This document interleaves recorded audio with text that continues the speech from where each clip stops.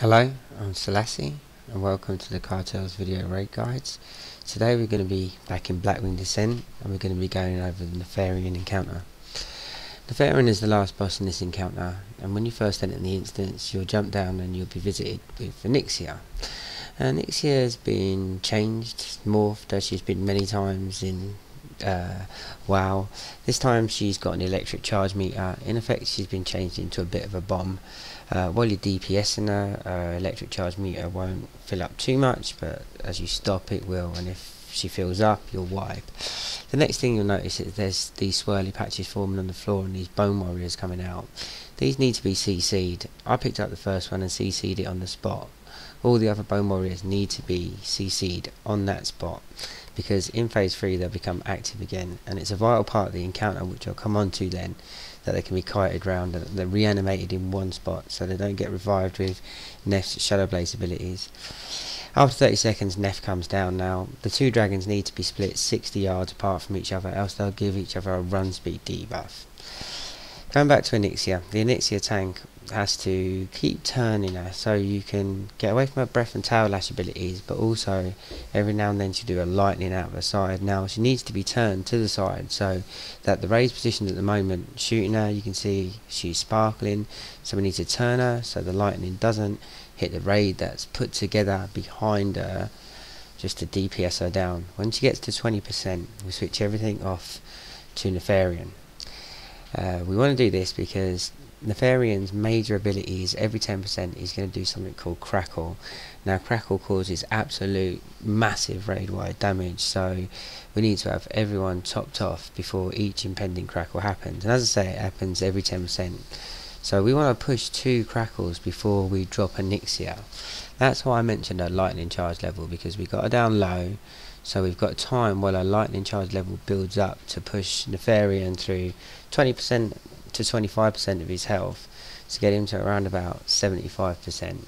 See, this is the first Crackle now, so we're all grouped up. I'm frantically clicking the light well. We're doing everything we can to stay alive because it does inflict massive damage, and it's a game of getting everyone healed back up to get ready for the next Crackle. So that's essentially what we're doing now. We've got one tank still on Onyxia, one tank on Nefarian, but we've taken all pets, everything's off Onyxia. We don't want her to go down too quickly. We're pushing the second Crackle now, which is pushing Nefarian sub 80%. At this point we would generally give the call for the range classes to switch to Onyxia. We want Nefarian at 75% when we push phase 2. Phase 2 will automatically happen as soon as Onyxia goes down. We don't want it too close to 70% because we don't want to be dealing with a Crackle straight away in phase 2 before we've got everyone set up and the interrupts are coming out. Now phase 2 is about to start. You'll notice these 3 platforms. You should have pre-arranged the DPS split evenly on these platforms with 1 reliable interrupter per platform for 10 man. The chromatic prototypes will cast Blast Nova. Blast Nova, you cannot miss an interrupt on Blast Nova. You must have your raid arranged so that we've got 1 reliable interrupter per platform that can get that Blast Nova every 8 seconds.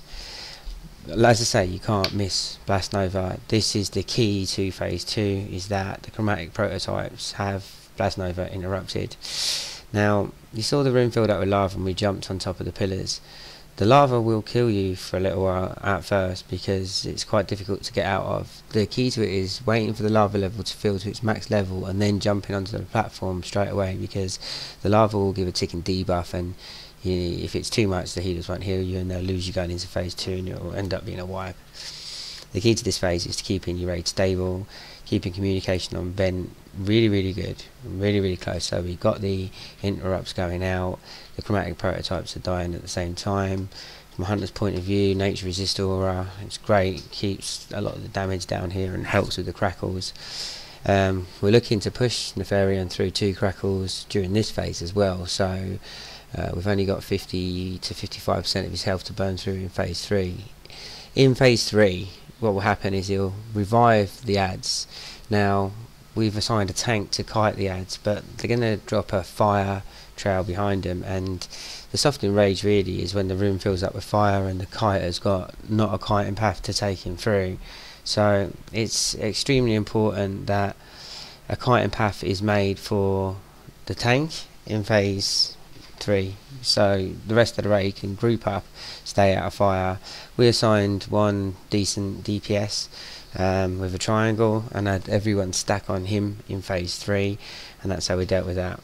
Now we're coming to the end of phase 2 here. It's about 30 seconds away. It's either when all the chromatic prototypes are dead or 3 minutes is up. We've killed the chromatic prototypes before the 3 minutes are up here. We probably could have pushed it a bit longer, but that's fine. So as I was talking about now, we're all going to stack on triangle, and the rest of the fight really is going to be the off tank tanking the ads. That's why it was so important for us in phase 1 to ensure that we had all the ads together. As you can see, the Shadow Blaze missile hits them and they're all together. Now the tank can pick up them all as a unit there and then. If they're all spread out all over the place, you're just going to get completely swamped. So he's got a chance now, and he's got most of the room to kite around and drop the fire. You're going to stay stacked on a DPS member. We're going to slowly push through to the other side of the boss, so we can just stay away from the fire as much as possible and just concentrate as much DPS on the Nefarian as possible, because this really is a burn phase, and the soft enrage will get you quicker than you think, you know. So you really, every shot counts here. You need to be blowing bloodlust around about 35%.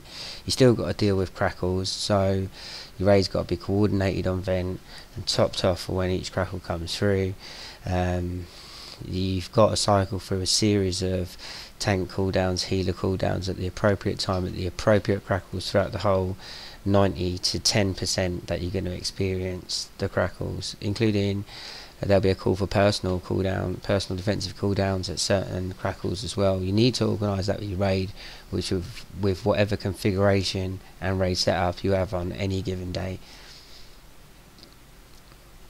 So we're really just burning the encounter here now, and like I say, you'll be topping everyone off for the crackles. I'm probably gonna leave it there because that's all that's really to be said about the encounter. I've included our event at the end so you can hear some of the general direction and get real-time advantage of that. And I hope you have great fun and enjoy the tips that we've provided here, and it's a good encounter for you and your guild. Keep holy up. Get everyone healed. One more to survive. I'm gonna blow my cooldown on you, Marina. Next. Last Last one's coming. Second time. Last one's coming now. Besides one, they're kind of spread out, but Keep holy up. Do something. Right, get everyone healed. This is it. Just blow it. Hemming. Blow personal cooldowns, Marina.